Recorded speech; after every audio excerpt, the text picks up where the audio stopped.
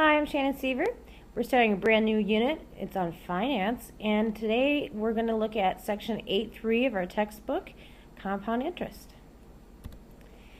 On our agenda is we're going to use compound interest formulas. So the first one I want you to write in your notes is calculating compound interest when paid once a year.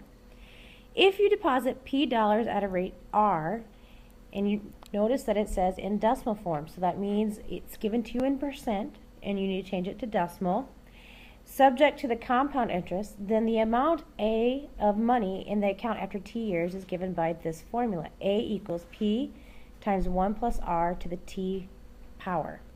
A is the future value of the account, and P is the present value or principal. Now, you should recognize this. We looked at this when we were looking at exponential functions in our last unit. So on our first example, you deposit $2,000 in a savings account at Hometown Bank, which has a rate of 6%. So we're going to use our formula that I just showed you. Remember, it said A equals P times 1 plus R to the T value.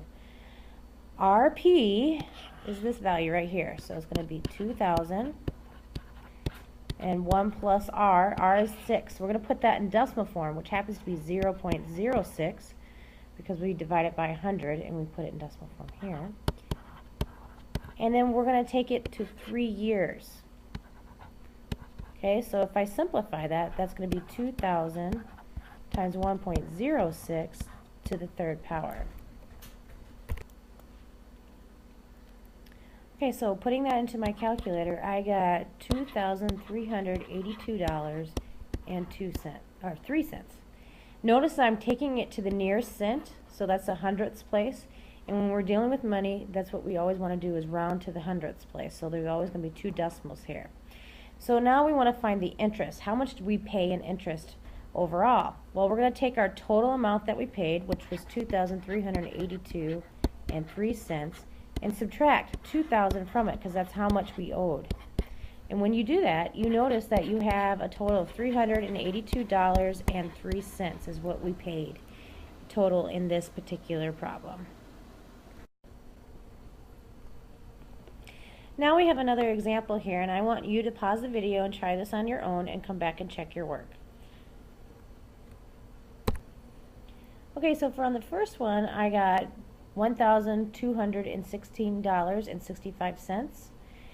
And so if we subtracted the original amount in our savings account, we know that we have earned, in this case, $216.65.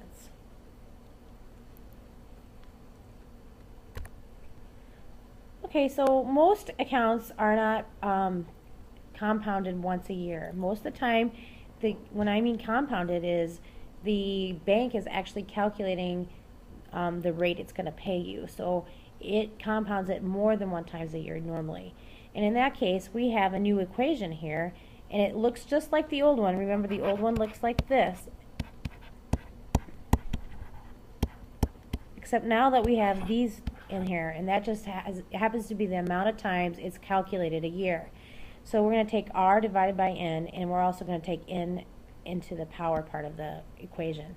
So this particular formula is very much related to the first formula we looked at. So here we have an example. It says that you deposit $7,500 in a savings account that has a rate of 6% interest compounded monthly. How much will you have after 5 years? So now in this case we have A equals 7,500. That's our P value. And that's going to be 1 plus, our rate is 0.06 in decimal form, and it said it's compounded monthly. We need to figure out how many months there are in a year, and there's 12. So we'll divide that by 12.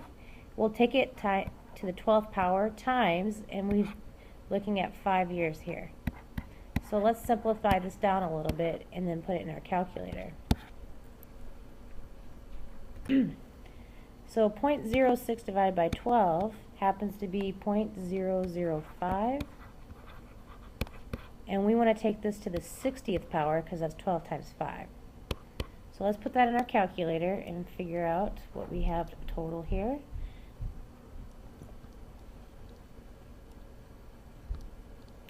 that would be $10,116.40. So the next one said, how much money will you have if you compound quarterly? Well, quarterly means that the number of times it's going to compound a year is 4 times a year. So let's put that into our calculators. 7,500, 1 plus 0.06 divided by 4 to the 4 times 5. Okay, so we put that in. Simplify it down a little bit. It's going to be 1 plus 0.015 to the 20th. So let's put that in the calculator.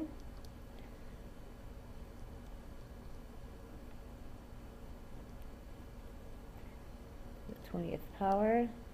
We have $10,101.40. Now let's look at how much it would compound if we compounded it weekly. How much would the total be? So we have 52 weeks a year, so we're going to use 52 as our end value. So this will be 52 times 5. Let's simplify that down a little bit. So that would be 7,500 times 1 plus 0.0012 to the 260 power. Put that in your calculator.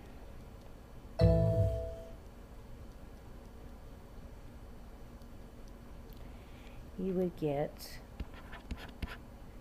10244.20. Now, before I switch pages or screens here, I want you to notice something. Notice that the more times you compound a year, what happens to your value of your amount that's in your account? So if this was compounded 4 times a year, we have this. That happens to be our lowest value here. This is our greatest value, and we have this one, which happens to be our greatest value. So what you need to know is that the more times you compound, the more interest you earn. So now I want you to take time to try it on your own and then come back and check your answer. Okay, so we found that we have a total in our account of $6,253.23 if we deposit $4,200 in that savings account at a rate of 4% and it's compounded quarterly. So this is what we found. And then part B asks us how much interest was earned after 10 years. So what we did was we took how much we had in the account in the end, subtracted how much we put into the account, and we found $2,000. So around $2,053.23 to be exact is how much we earned in the account. Now this is the last subject that we're going to look at on this particular recording, and it's when we compound continuously. Some accounts do that, where it's constantly calculating new interest. And so if you deposit P dollars at a rate of R in decimal form, subject to compounding interest paid continuously, then the amount A of money in the account after T years is given by this formula.